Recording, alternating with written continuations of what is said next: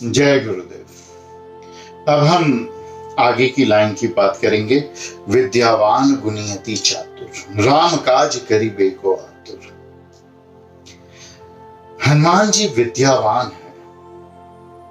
इसके दो अर्थ होते हैं। सबसे पहला अर्थ कि उन्होंने विद्या ग्रहण की है, विद्या सीखी है। किससे सीखी है?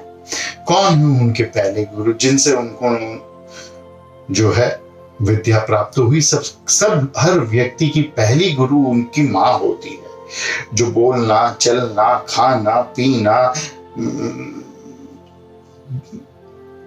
नैसर्गिक कार्य, बाथरूम, टॉयलेट, ये भी सिखाती है। तो विद्यावान गुणी अति चातुर।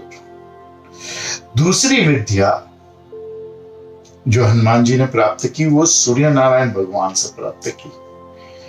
वो कहानी तो मैंने आपको बताई थी कि निकल गए थे वो हनुमान जी सूर्य को। उसके बाद जब विद्या लेने का समय आया, मौका आया, तब वो गए हनुमान जी सूर्य देव के पास और कहा हमारे गुरु बनिए। अब हनुमान जी ने कहा कि मेरे गुरु बनो, तो सूर्य ने कहा कि संभव नहीं है। बोला कैसे? बोला गुरु आपको एक आसन पे बिठा नहीं सकते और मैं 24 घंटे घूमते रहता हूं, मैं परिक्रमा करते रहता हूं, तो किस प्रकार से मैं अपने रथ पे तो आपको नहीं बिठा सकता।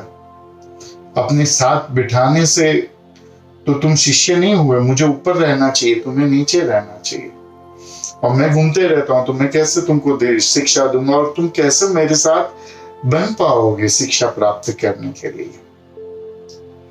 कहा ठीक है, मैं आपके रथ के साथ दौड़ूंगा।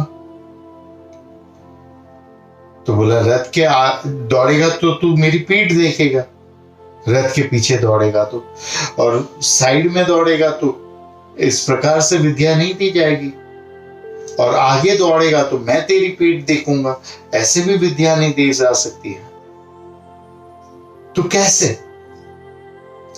तो हनुमान जी ने कहा मैं उल्टा दौड़ूंगा, मैं अपना मुंह आपकी तरफ रखूंगा, मैं उल्टा दौड़ते जाऊंगा और आपका मुंह मेरी तरफ होगा, आप ऊपर होगे अपने रथ पे, मैं नीचे दौड़ता रहूंगा उल्टा, और आप मुझे शिक्षा दे देना। सूर्य ने कहा ये तो अच्छा शिष्य मिला, जो सारी चेष्टा करने को तैयार है ज्ञान प्राप्ति के लिए। तो सूर्य नारायण भगवान ने उन्हें दीक्षा दी और उल्टे दौड़ते हुए हनुमान जी ने यह दीक्षा प्राप्त की। इसके बाद काफी कम लोगों को पता है, जो लोग हनुमान जी को समझते हैं कि हनुमान जी ने शादी नहीं की। तो कुछ ऐसी दीक्षा आई, कुछ ऐसी शिक्षा आई, कुछ ऐसी विद्या आई जिसमें आपको एक पार्टनर की, एक साथी की विवाहित होने की जरूरत पड़ती है। तभी भगवान सूर्य ने अपनी एक बेटी का विवाह हनुमान जी से करवाया और उनको वो विद्या भी पूर्ण करवाई। गुणी, गुण का तो हमने पहले ही बात कर ली है, पहले ही लाइन में आया था, जय हनुमान ज्ञान गुण सागर। गुणी तो है ही, गुण के सागर है, विद्या ज्ञान के सागर है। विद्या उन्होंने सूर्य नारायण भगवान से प्राप्त की है। विद्या का दूसरा अर्थ समझते हैं। विद्या का दूसरा अर्थ है कि 3 प्रकार की विद्या इस संसार में है। एक विद्या जिसे विद्या कहते हैं जो मोक्ष प्राप्त करवाती है। मैं कौन हूं, ईश्वर कौन है, इस सृष्टि को किसने बनाया, उसे विद्या कहते हैं। दूसरी विद्या जो है वो अविद्या है। मैं स्वस्थ कैसे बन जाऊं, मैं सुखी कैसे बन जाऊं, मैं धनी कैसे बन जाऊं, मैं दूसरों को स्वस्थ कैसे कर दूं, मैं दूसरों को सुखी कैसे बनाऊं, मैं दूसरों को धनी कैसे बनाऊं, इसको अविद्या कहते हैं। विद्या और अविद्या, और जिसमें विद्या और अविद्या दोनों हो, भोग और मोक्ष दोनों हो, उसको महाविद्या कहते हैं। तो हनुमान जी विद्या के दाता है, हनुमान जी के उपासक पैसे विसे। अब देखना, जो हनुमान जी के उपासक होते हैं ना, विद्या के पीछे नहीं दौड़ते, वो विद्या के पीछे ही जाते हैं। विद्यावान गुणी अति चातुर। अब चातुर का जो अर्थ है ना, लोग समझते कि हाँ तू बड़ा चतुर है, तूने मुझे ठग लिया। सब ठग लोगों को चतुर समझते हैं, ठग को चतुर, ठगने को चतुराई समझते हैं। ये गलत बात है। ठगना और चतुराई एक नहीं है। हमारे शास्त्र में चतुराई का अर्थ ये दिया है कि जो ये जीवन भी सुधारे और आने वाला जीवन भी सुधारे, वो चतुराई, बाकी कुछ चतुराई नहीं है। जो ये जीवन भी सफल करे और आने वाला जीवन भी आपका सफल करे, वो ही चतुराई।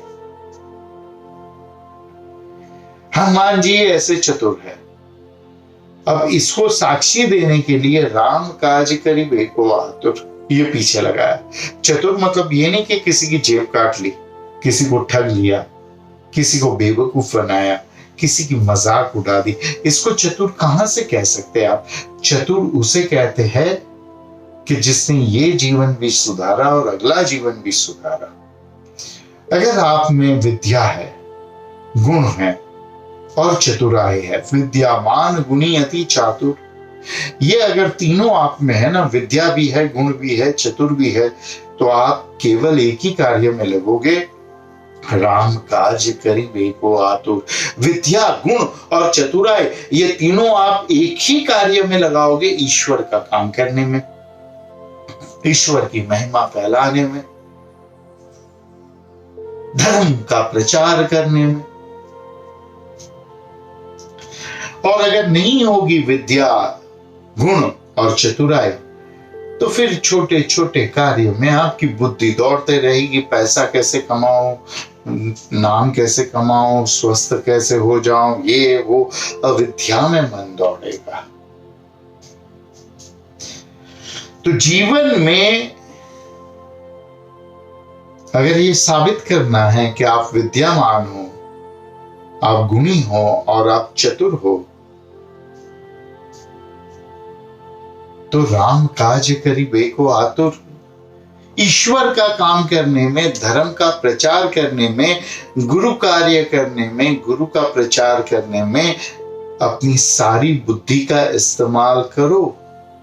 वरना आपकी चतुराई, आपकी बुद्धि, आपका ज्ञान, ये सब आपने व्यर्थ कर दिया, बर्बाद कर दिया।